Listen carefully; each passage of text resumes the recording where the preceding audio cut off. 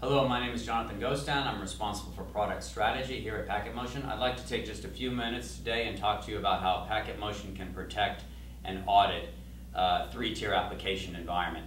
Now, a typical three-tier app looks like this. You've got your client machines in front. They're talking obviously to an application in the middle. The application is pulling data from a back-end database, Oracle, MS SQL, that sort of thing.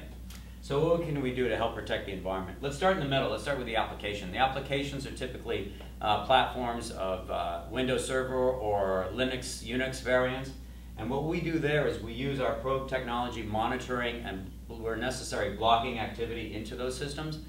And what we're doing is we're doing things like protecting system areas to make sure there's no changes being done in those system areas, or you audit what those changes are to line them up with a change control ticket, looking for changes to file permissions, user accounts, looking specifically for privileged user activity, IT admins, guys coming in here and making changes, whether they're coming in unencrypted or if they're coming in via encrypted RDP.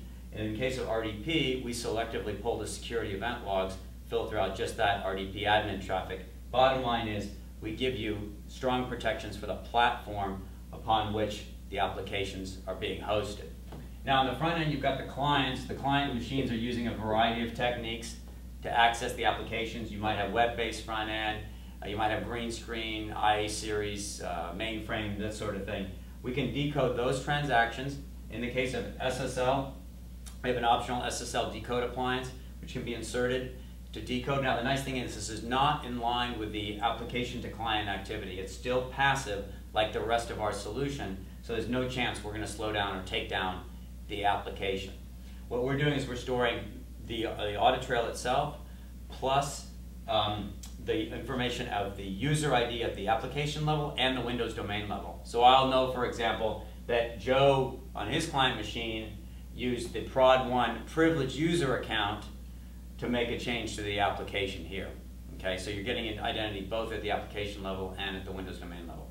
Lastly, on the client side, we can give you the complete context of what the client's doing. So for example, if that person is also storing data on Windows file shares or sending data out from Gmail, we're going to see that activity. That's great compensating control for people who have legitimate access to sensitive data, which is usually something that's ignored.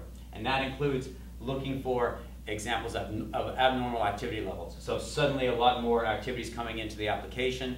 You want to know about that because the number of users didn't change. There's something bad going on this side. Lastly, on the database. First thing you want to do with the database is you've got queries, SQL queries coming in from the application. First thing you need to do is look for any activity coming into the database that was not originated from the app. And you need to be very careful about that because it's typically admin activity. People who have privileged accounts, people are trying to hack in.